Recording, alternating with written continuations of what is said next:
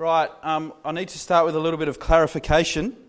A couple of people came and spoke to me after the last talk and said, did you mean that God spoke through the serpent? The answer is no.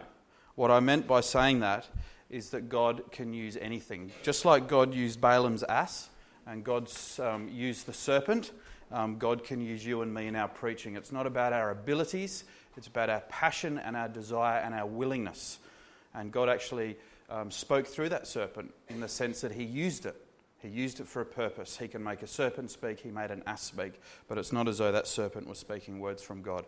I hope that clears that up for people who are wondering what I meant by it. Okay, now I also need to clear up a few other things. A number of people have come and asked me what bagging out means.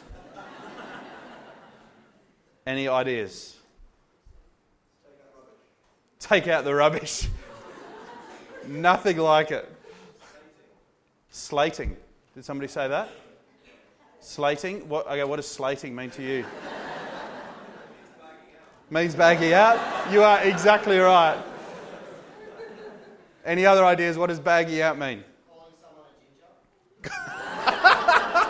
I've never heard of that one. He's from Australia too. Bagging out simply means you're just having a go at them. You're just like, you're crazy. You're just bagging them out. You're just having a go at them, okay? That's what I meant by that. Now, and I'm going to actually, it comes up a couple of times tonight if I remember to throw it in there.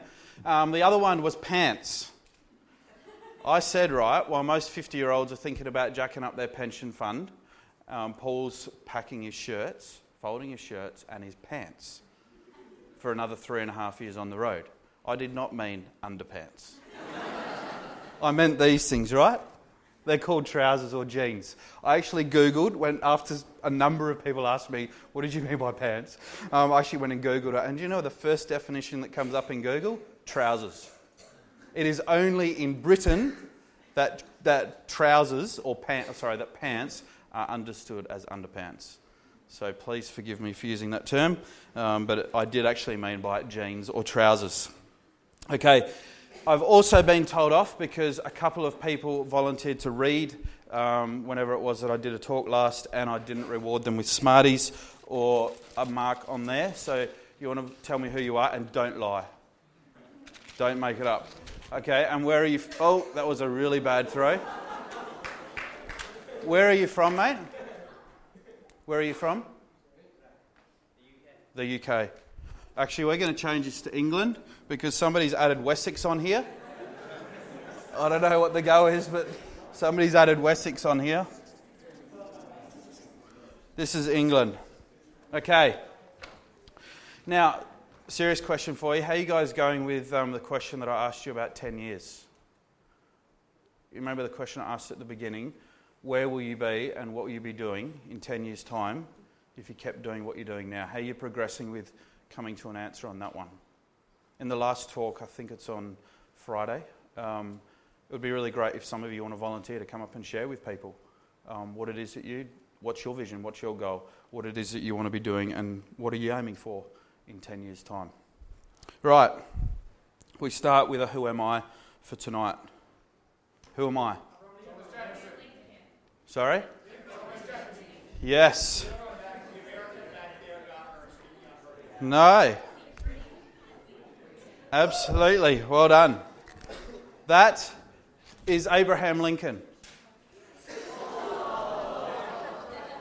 Did it spill open? Here's another one.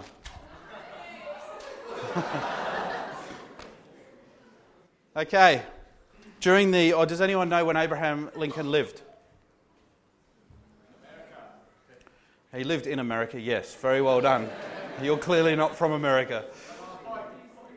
During what era? During the American Civil War, right? He was the president during the height of the American Civil War. And President Abraham Lincoln used to attend a church in Washington, and he would attend it with his aide. Nobody knew that the president was actually there. They would arrive and leave incognito. Nobody knew that the president was actually at church on the occasions that he came. And on one particular occasion, the war was really tearing the nation apart. And more than that, it was tearing his soul apart because his son had been lost in the war. So Lincoln himself was at the bottom rung. He needed solace and he needed sustenance. And as the pastor finished on this particular occasion, the people began to leave. He stood up quietly, he straightened his coat, he took his hat and began to leave. And the aide said to him, this is what he said. He said, I said to the president, what did you think of the sermon?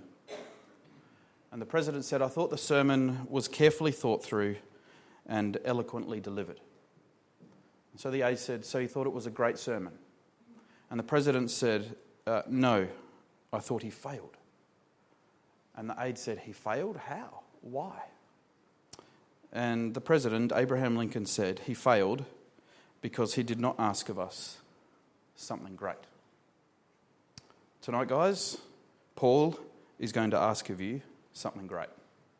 Depending on your circumstances, maybe a few things. But we're going to discover what life with Paul would have been like. What it would have been like to go on tour with him. We're going to discover how he handled criticism, how those things changed him.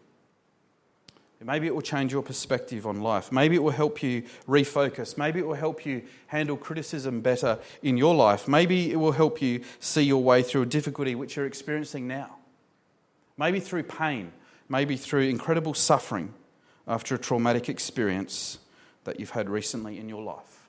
And if you haven't had it, the doubts are, or it is likely, that you will sometime in the future. Either way, whoever you are, wherever you live, Paul is going to ask of you at least one great thing. At least one. And we start tonight in Acts chapter 16. I've been told to pick on Joe Turton. Are you here, Joe? He's not here. It's pretty hard to pick on him then. No, he is here? He is here. He's gone. Okay, can somebody read Acts chapter 16 and verse 1 to 2?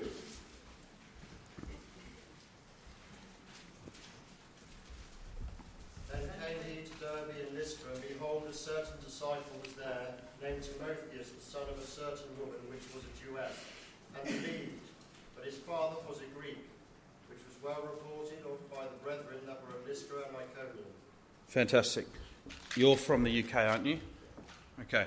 Now, I just remembered that somebody told me that there's 2 Polish people here, and there's one person here from Romania, is it? Is that right?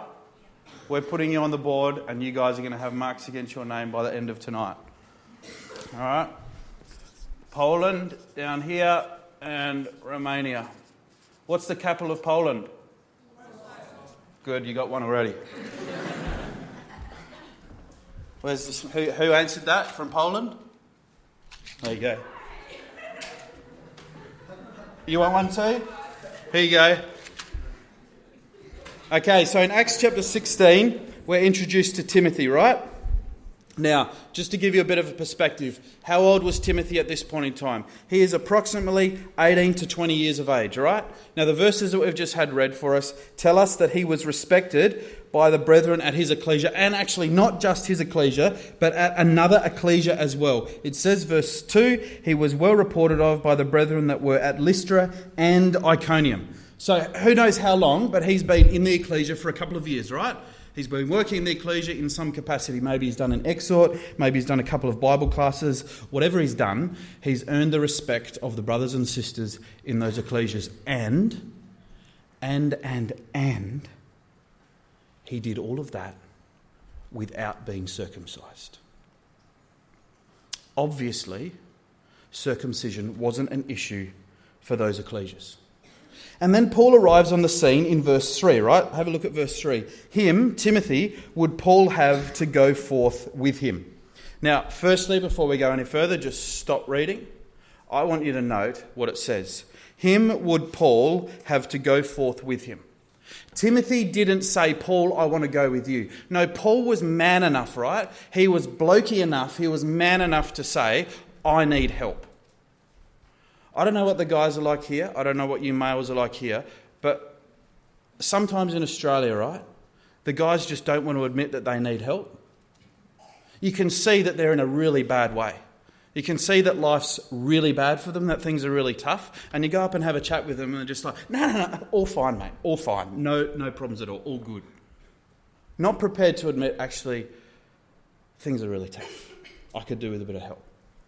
I could do with a bit of assistance. The Apostle Paul was actually man enough to say, Timothy, I want you to come with me. I want you to come with me. And that's what he did. And then look at what it says, next part of verse 3.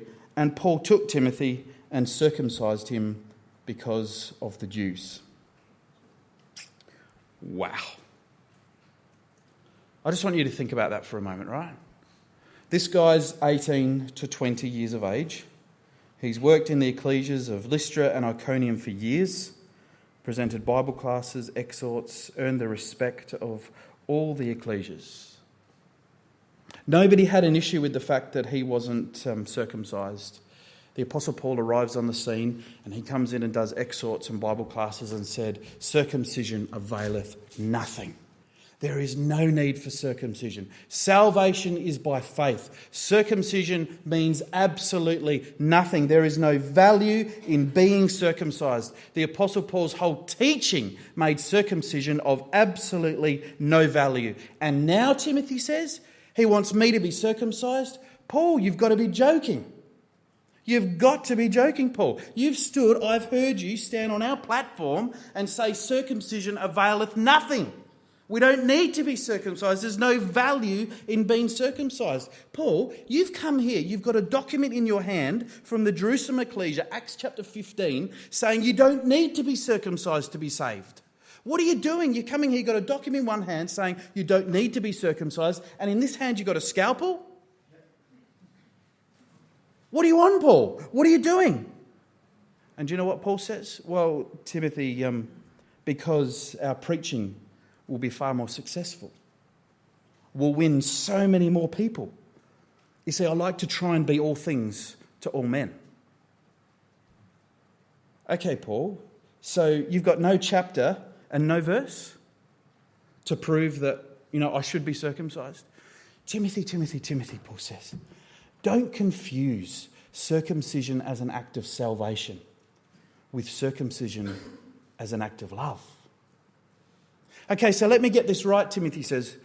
Paul, you've got no chapter, you've got no verses whatsoever to say that I should be circumcised. You agree that it's not going to assist my salvation or affect my salvation, but to ensure that the work is successful and to ensure that as many people as possible are interested in the gospel, you want me to be circumcised. And Paul said, exactly. And Timothy says, fine. Show me the scalpel. Do you know, guys, I don't know one guy who would be keen to be circumcised at the age of 20, especially when it's not a matter of salvation. Especially when it's got absolutely nothing to do with their salvation. He's not doing it for himself. No personal benefit at all. He's going through that agony for other people. I'll speak for myself. I think I'd struggle with that big time. Not Timothy.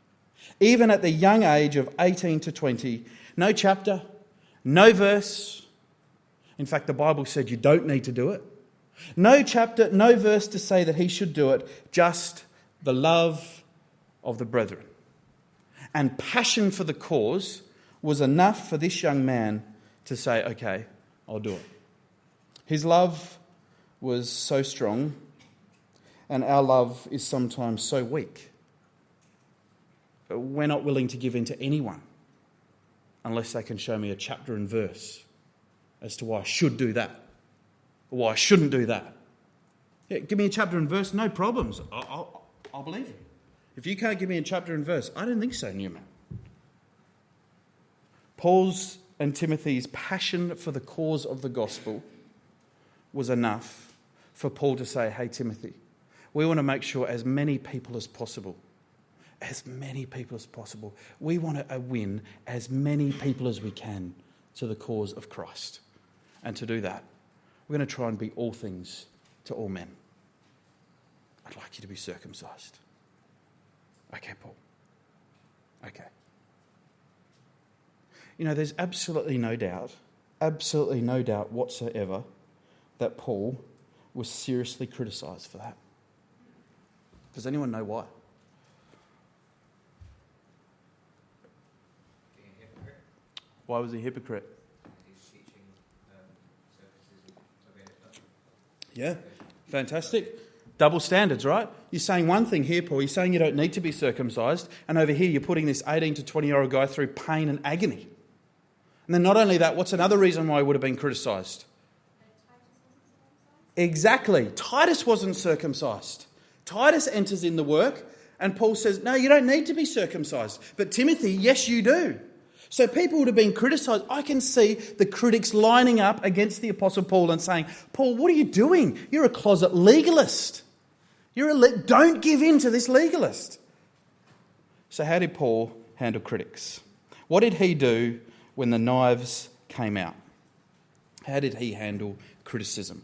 Well, Paul gives us some pretty awesome pointers on handling criticism and handling critics, and we find them in Acts chapter 24.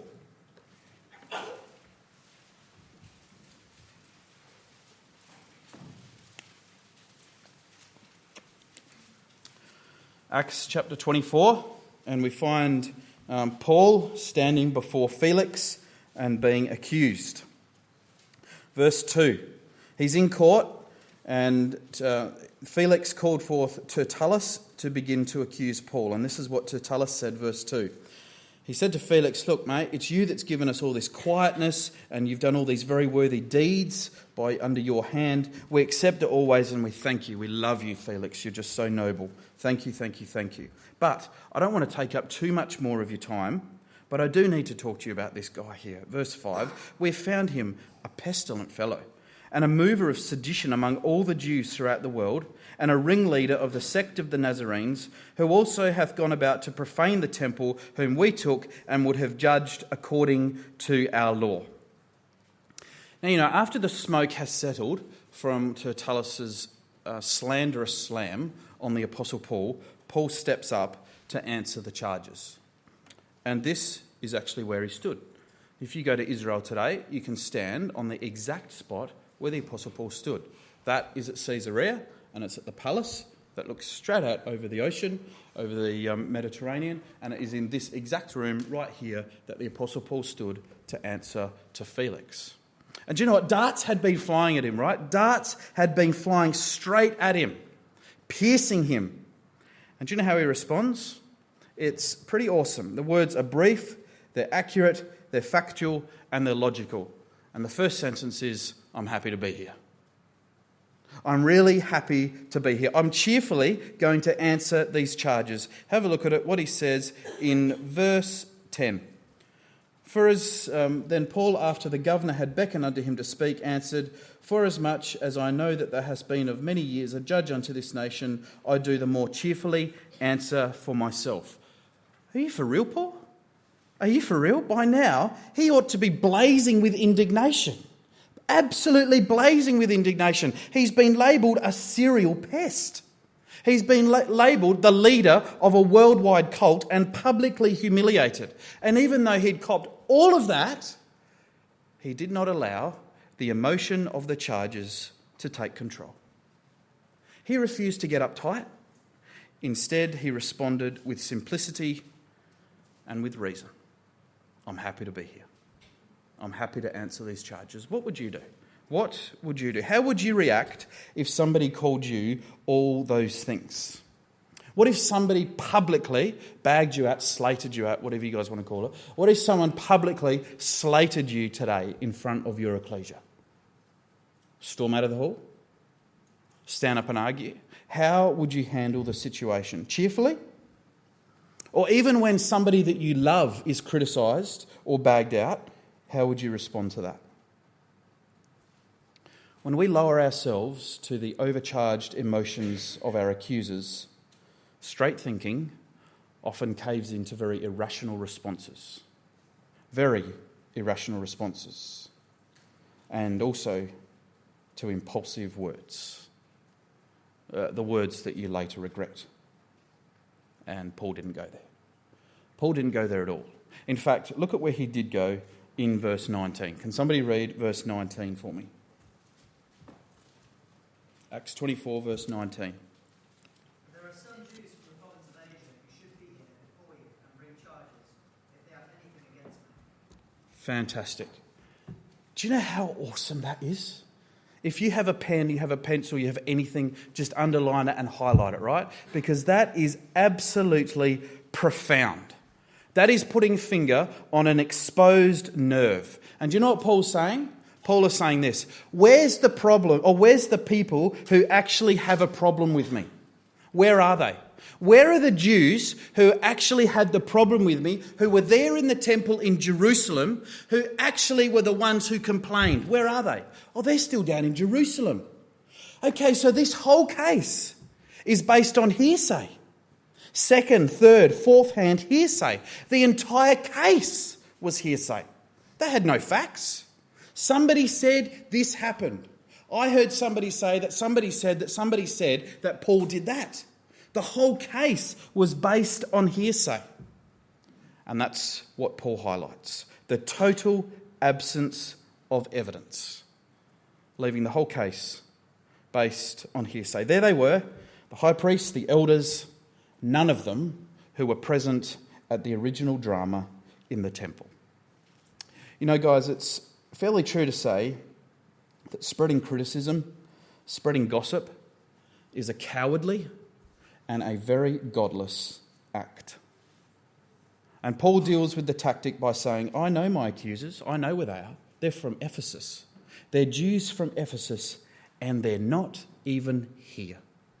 The people who have got a problem with me, they're not here.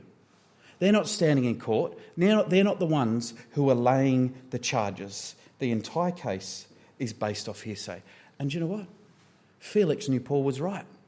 Felix knew Paul was exactly right. There was no evidence, there was no witnesses. And what on earth can be done when those things are missing?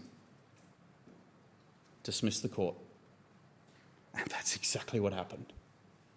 Felix dismisses the court and puts Paul at liberty and says, prohibit none of his friends from coming to see him. The entire case was dismissed. How ridiculous. How ridiculous. But I need to say, young people, that I think this is an area in which we fail really badly. Really badly. We think the worst rather than the best, don't we? We think the worst of others rather than the best. We pass on rumour, we pass on criticism that we've heard from someone to other people. Just love gossip. And the saucier it is, the more interesting it is, and the faster it goes. And without even establishing fact from fiction, we pass it on. Well, why? Just cause. Just cause. No plan to help the people. No plan to help the person or the parties involved. No, let's just bag them. Let's just bag them. You know, sometimes it happens publicly without shame at all. But more often than not, it's a dagger, cloaked in stealth, stabbing the victim in the back. And you know, surprisingly, the fingerprints on the dagger often don't point to a hardened criminal,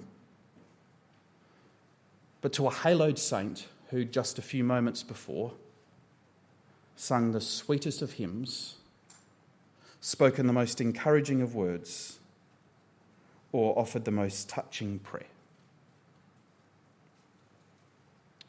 Cheap religion is worse than no religion at all. Don't pray Our Father on Sunday mornings and then live the rest of that week living like an orphan. It doesn't work. You can be very religious, right? You can read all these religious books. You can write religious things. You can mark your Bible till it's a mobile rainbow. But that doesn't make you godly. You can be very religious, but not godly. And I think this is something that we all struggle with, isn't it? This is something in which we fail with quite significantly. I'm thinking Paul may be asking something great of us right here. Right here. You know, personally, young people, I have rarely, if ever, been hurt by someone coming to me directly and criticising me. I love it. The people who know me will know that, and they do know it. No problems with criticism. I relish feedback. I absolutely love it. I choose to believe all the criticism that I get and all the feedback I get, it's because people are trying to help me. If you want to all line up at the end of today and just come past and criticise me, I'm okay with that. I'm okay with it. I don't mind criticism. I can absolutely handle it. But I'll tell you something. My deepest wounds have been inflicted by second, third, fourth, fifth hand criticism and gossip. Nath, I was talking to someone recently and they were pretty upset with you when you... I was talking to somebody recently and they weren't very happy when you... Not interested. Not interested. People passing on criticism and hearsay that somebody gave to them. You know, this is a pretty awesome example. It's a pretty good case study in why we shouldn't be doing that. If the criticism is serious enough, if it is serious enough or the original source believes it's serious enough, tell them to go and talk to the person directly. Don't you be the little messenger and take it to someone else and pass it on. If it's serious enough or they believe it's serious enough, tell them to go and talk to the individual personally. And I'll go on record saying that I am not interested in hearing second, third, fourth, fifth, 10th, whatever, hand criticism. Not interested in hearing it. And I'll tell you why I don't like it. And the first is because it won't be all the facts. Exactly like Paul identified in Acts chapter 24. It is totally, completely wrong. The whole case was wrong because it was based on hearsay. And when somebody comes to you with hearsay information, it will not be based on the fact. It will have major errors. Second reason is you won't get all the context or the emphasis or actually get to the real problem. More often than not, when somebody's criticising you, it's not actually what you've done. There's probably a fundamental reason behind it, and you don't even get the opportunity to explore that or do anything about it or find anything out about the issue. And the third reason is you can't rectify the situation with the person. You can't do anything about it. You can't go back to the person and say, oh, look, I'm sorry, you're actually right. Or, you know, I understand what you're saying and this is my thoughts and this is why I did what I did. You don't get that opportunity. And that is why I'm not interested in hearsay. If it's serious enough, they'll talk to me direct.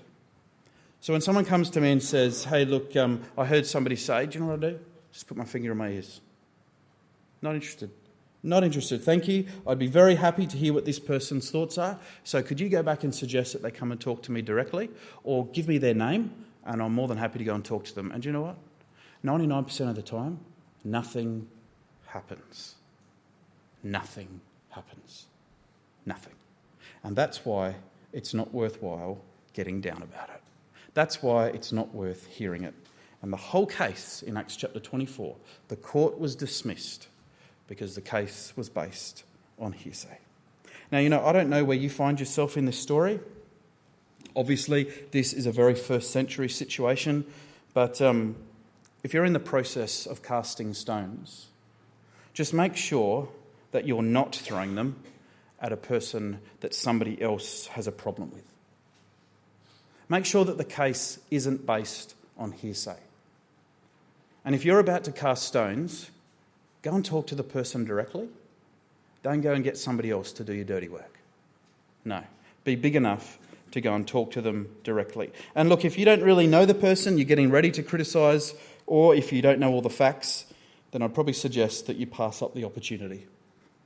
Put your stones in your pocket and go home. Because loving someone begins with knowing them. What does Proverbs chapter 27, verse 5, I think it is, have to say on this subject? Faithful are the wounds of a friend. You know, when you know somebody, when you've got a good relationship with somebody, it doesn't matter how hard those words are to hear. They're said with love. And it is always worthwhile listening to the criticism of your friends. It'll hurt. It may hurt really deep.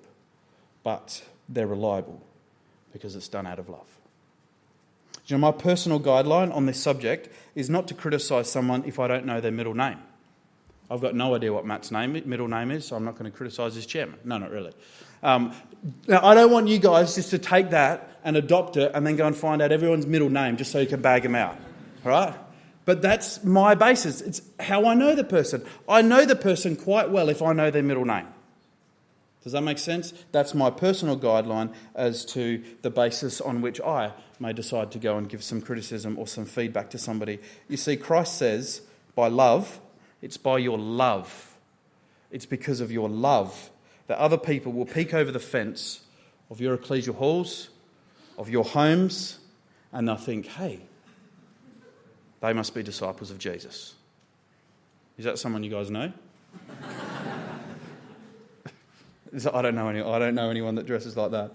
But it's okay to dress like that. There's no one I know, trust me. Okay, it's by love that people are going to know that we're the disciples of Jesus. It's not when we're being unfair and being ungodly in our behaviour. Okay, so here's some pointers on how Paul handled criticism. Firstly, don't get caught up in the emotion of the charges. Point number 2, stay with the facts.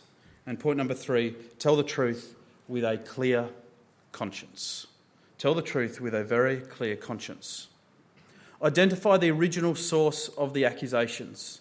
Don't surrender or quit or just give in. Don't become impatient and bitter. No, stand firm on the promises of God.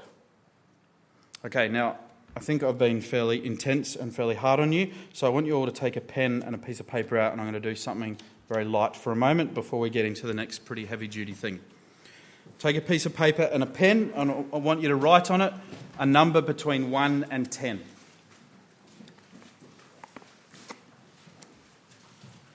Any number between 1 and 10. Then I want you to multiply that number by 9. Is that too hard for you to do? Yeah? So just tell me the number and I'll tell you what it is. Just pick a number between 1 and 10 and then multiply it by 9. Everybody done that? If you have a 2-digit number, if your number is 2 digits now, I want you to add the first and the second digit together.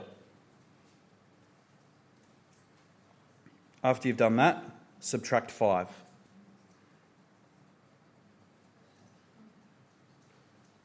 Everyone's okay with that? Everyone's up? Yeah? Now what I would like you to do is pick the letter of the alphabet that corresponds to your number. For example, A equals 1, B equals 2, C equals 3, D equals 4, E equals 5, so on. Pick the number of the alphabet that corresponds, or pick the letter of the alphabet that corresponds to your number. And then think of a country that begins with that letter.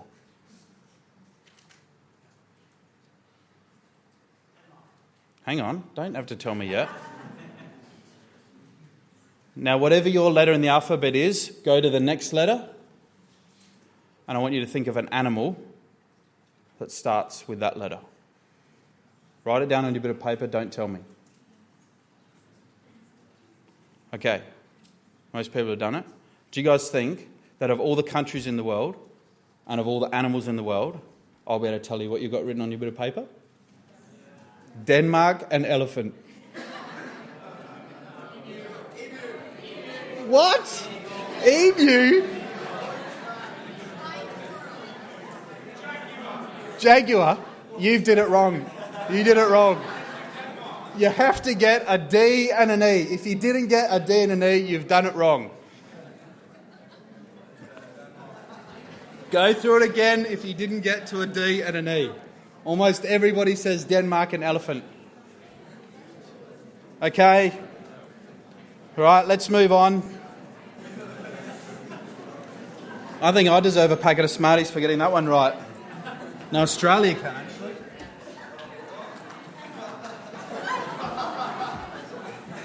Okay.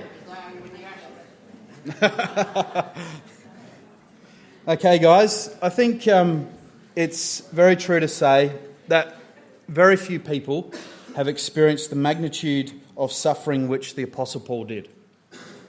I don't think anybody would probably disagree with that. The pressure he lived with was pretty well borderline unbearable, fairly full on. Pretty intense pressure. Most of us would probably consider hanging up our boots, retiring to the French Riviera and sipping iced tea. That's probably what most of us would do. But, you know, the Apostle Paul, in his autobiography, which is 2 Corinthians, tells us how he saw life and tells us how he coped with the immense pain and suffering and the traumatic experiences that he went through. Let's fast forward to 2 Corinthians chapter 1. 2 Corinthians chapter 1, and I'd love somebody to read verse 3 and 4, but who's going to do this? Can somebody volunteer? Put your hand up. Okay. Can you read verse 3 and 4 first? Look at the words that are repeated through it, and every time you read that word, say it really loud.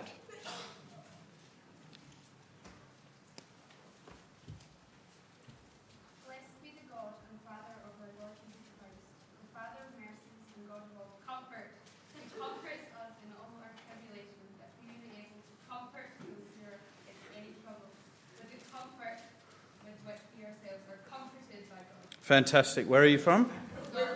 Scotland. Okay. Here you go. Does anybody know what word was repeated? Comfort. Okay, fantastic. Paul is talking about comfort, right? The words like leap off the page as you're reading them. Now, what's the idea of comfort? Well, comfort is given by somebody coming alongside you and helping you. Have any of you guys been to hospital? I have, right? When you're in hospital, I don't know if it's like this over here, but when you're in hospital, you can lie there on your bed, you know, you're really hurting, and you've got this little button that you can press. It's red, right? And the nurse comes rushing to your side and just says, "How can I help you, Mr. Skipper?" Perfect. That's exactly what we're talking here. Somebody coming alongside to help you, coming alongside to comfort you and help you through the pain and the suffering that you may happen to have at that point in time. Do you know, young people, what the Apostle Paul is saying is that when tragedy strikes or when disaster strikes in your life, collapsing your life like a deck of cards, what happens? What happens? Well, it's comfort, isn't it? It's comfort that we need most. We need somebody to come alongside us and put their arm around us and be there to listen and to help. And the Apostle Paul tells us that for him, that was the Father. That was God. And, you know, providing comfort is God's specialty. Providing comfort is the Father's specialty. Have you ever thought about God like that? Coming alongside you and putting your arm around you and comforting you in the pain and the suffering and the traumatic experiences that may have happened in your life or may happen in your life. Have you ever thought about the Father like that? Do you know, I think it's also true that as well as being comforted, we also like to know that our suffering has a purpose. And in 2 Corinthians chapter 1, Paul gives us two possible reasons for the purposes of suffering. And the first one is as follows: suffering prepares us to comfort others. Do you know what Paul's saying, guys? This is really amazing. He's saying it's a chain reaction. When we go through suffering, God comforts us. He comforts us. And then when that comfort has done its work in our life, then we in turn can comfort other people who are in similar situations or similar predicaments. Someone who's suffered the loss of a parent or someone who's suffered the loss of a child can give the best comfort to a grieving parent or to a child who has lost a parent. Devastating. Someone who's been there and someone who's done it can give the best kind of comfort. Someone who's suffered the shattering effect of a relationship breakup is often best placed to offer support to other people who are going through the same thing.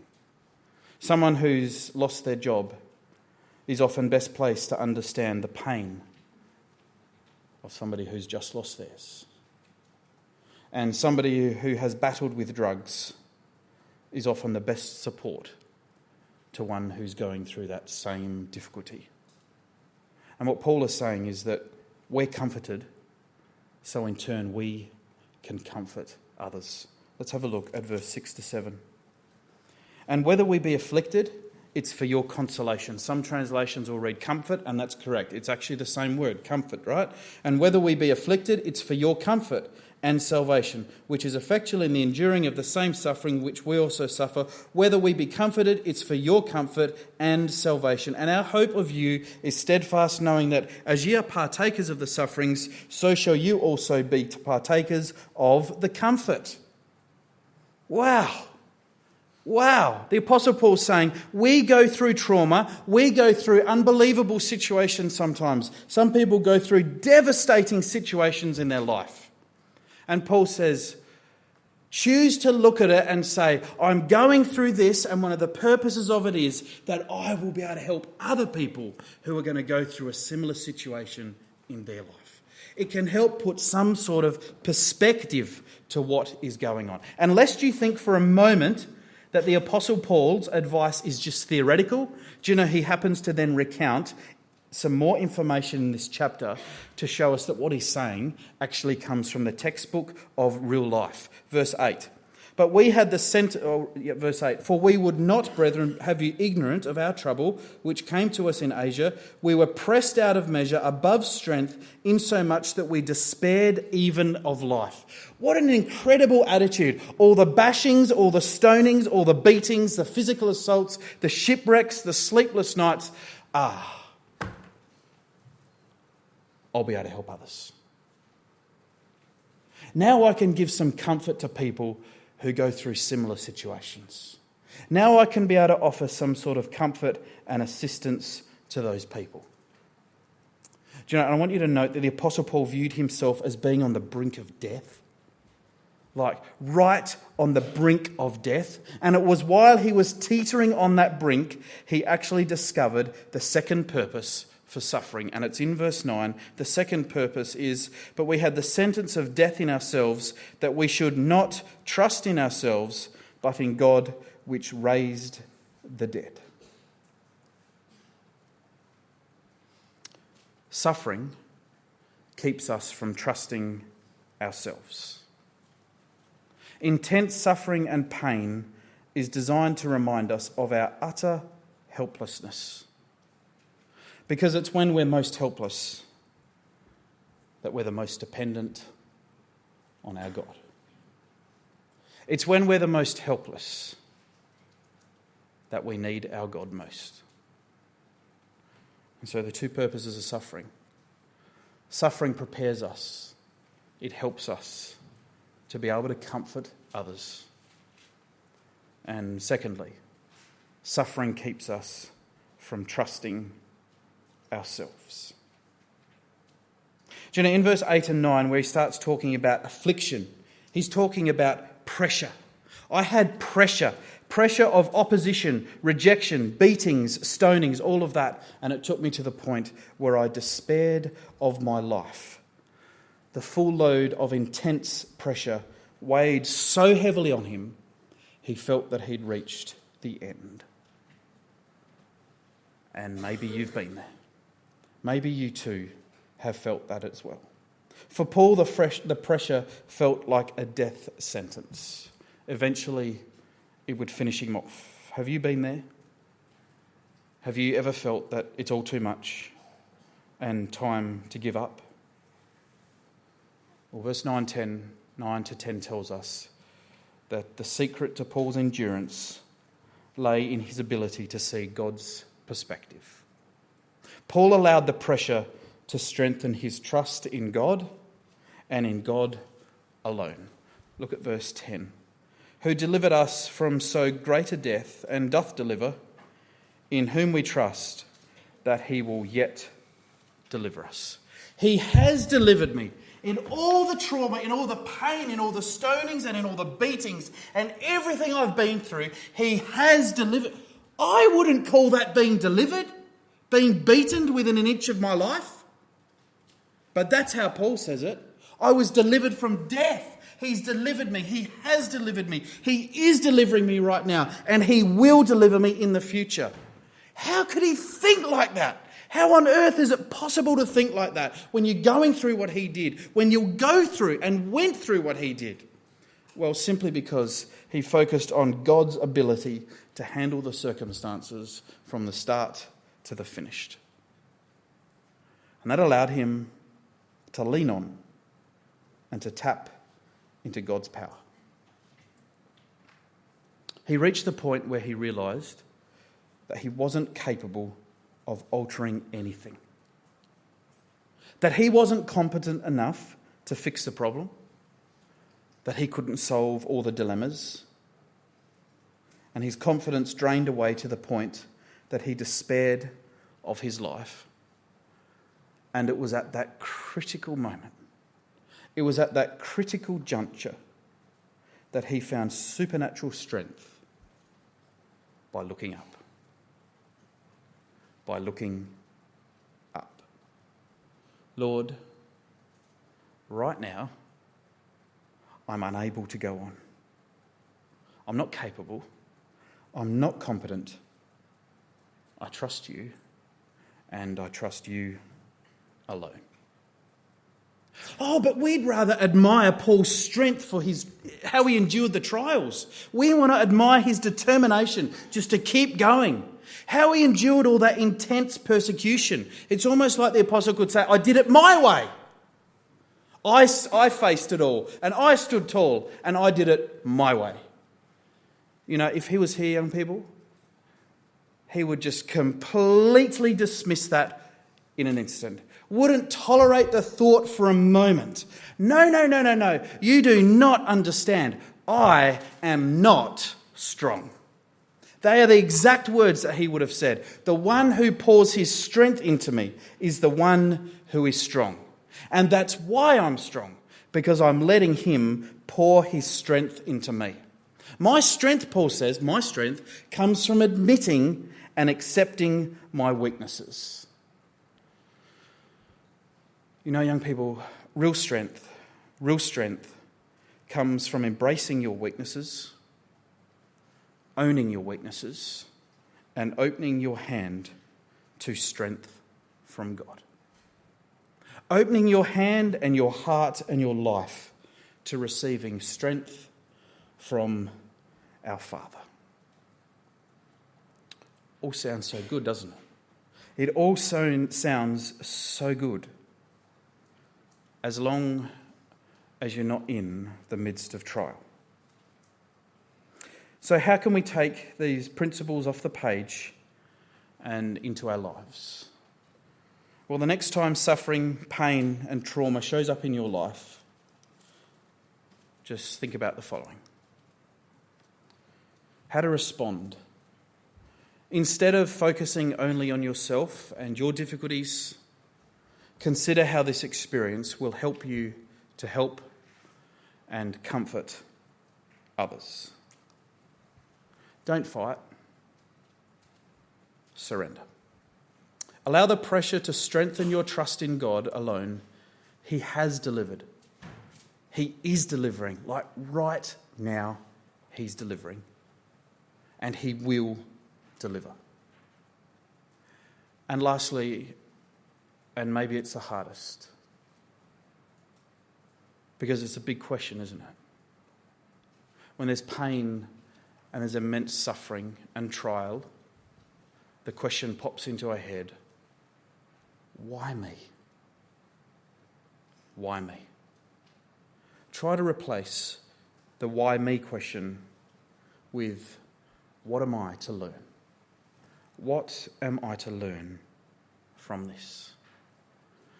And you know, the Apostle Paul learned that God's grace was enough. It was more than enough. It was all he needed. Because he realised that God actually used his weaknesses to make him stronger than he could have ever been on his own. Do you guys realise how incredible the grace of God actually is? I want you to imagine for a moment that you have a son who you love dearly. And tragically, one day you discover that your son was horribly murdered. After a lengthy search, the investigators arrest the killer. And you have a choice. You have a choice. If you used every means in your power to kill the murderer for his crime, that would be vengeance. If, however, you're prepared and happy to sit back and let the legal authorities take over and execute on that murderer what was proper, a fair trial, a plea of guilty and capital punishment, that is justice. But if you should plea for the pardon of the murderer, forgive him completely, invite him into your home, and adopt him as your son, that is grace. And you're sitting there and thinking, I could never ever do that. And that's what your Father does every single day. Every day, he welcomes you back into his home and adopts you as his son. Young people, there's one more part of the story. It's not mentioned in the Bible. I'm having a drink.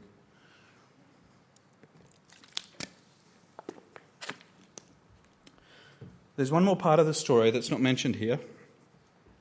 It's not actually mentioned in the Bible. It's your story, and it's your life.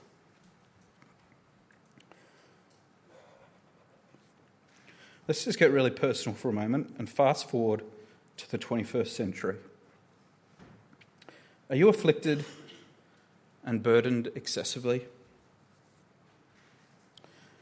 Or are you feeling mistreated, misunderstood, maybe even alone or forsaken? Or do you feel as if you're under such intense pressure that you too are close to despairing of life, wishing that it would all be over? Do you know, God knows. God knows. Just like Paul, he knows where you are. He's aware and he cares. And I want you to imagine yourself as a living house. God comes in to rebuild your house. And at first, perhaps you can understand what he's doing. He's getting the drain sorted. He's fixing all the leaks in the roof. He's plugging all the holes. They were the jobs that you knew had to be done, so you're not surprised whatsoever. But then he starts knocking the house about in a way that incredibly hurts. Doesn't seem to make sense. What on earth is he doing? Well, he's building quite a different house from the one you thought of. He's throwing out a new wing here. He's putting on an extra floor over there. He's running up towers and he's making courtyards. You thought you were going to be made into a pretty decent little cottage. But he's building a palace. You know, when times are tough, young people, resist the temptation to roll up your sleeve and muster a self-recovery plan. Rather than fighting back, just surrender. Embrace your weakness and lean on the Father because he's at work. He's there. He's working behind the scenes. It may not seem like it. It may not seem like it, but he is, and he'll work it out. He has delivered, he is delivering, and he will deliver. He has a plan, and just when you're convinced that the bottom has or is about to drop out of your life, just when you feel lower than a footprint, he steps in. And his timing is always perfectly synchronised with his will. In your case, I have no idea. Who knows how the Father will do it? But he will ensure that you arrive precisely where he wants you to be, in his kingdom.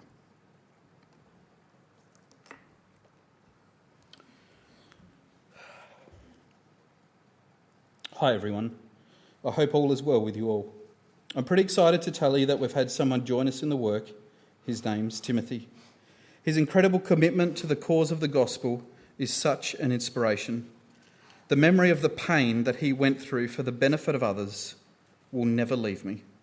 It's such a joy to be working with him. This week's hate mail was pretty full on. Nothing like gossip, hearsay and public criticism. I was on trial before Felix, but the case was thrown out of court because the prosecutor's case was based entirely on hearsay. One thing I've learnt, don't be affected by hearsay, and certainly don't start it or pass it on. I also want to share with you 3 things that have helped me realise the light at the end of the tunnel is not an oncoming train. When times are tough, focus on others and think about how you can now help others through their difficulties. Secondly, stop trying to find your own way out of difficulties and instead lean on God completely. Third, don't ask why me. Try asking for what reason. Trust me, it's possible. I'm a case study in this. Keep smiling. Stay positive. The best is yet to come.